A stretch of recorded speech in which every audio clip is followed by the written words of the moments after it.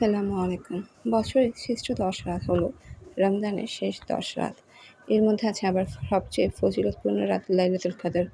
বছরের শ্রেষ্ঠ ১০ দিন হলো জিলহজ মাসের প্রথম ১০ দিন। এর মধ্যে আছে আবার সবচেয়ে ফজিলতপূর্ণ দিন ইয়াউমুল আরাফা বা আরাফার দিন। এই দিন শয়তানের জন্য সবচেয়ে কষ্টকর দিন, কারণ আল্লাহ সুবহানাহু ওয়া তাআলা এই দিনে তার অধিক সংখ্যক বান্দাদের জাহান্নামের আগুন থেকে মুক্তি দেন।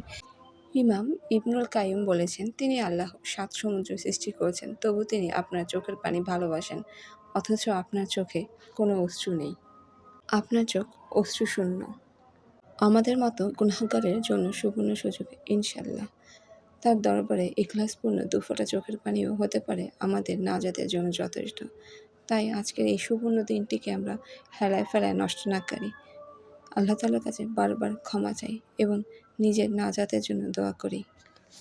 শুধুমাত্র নিজের জন্য নয়, নিজের বাবা-মার জন্য, নিজের পরিবারের জন্য, ভাই-বোনের জন্য, আত্মীয়-স্বজনের জন্য, পাড়া-প্রতিবেশীদের জন্য।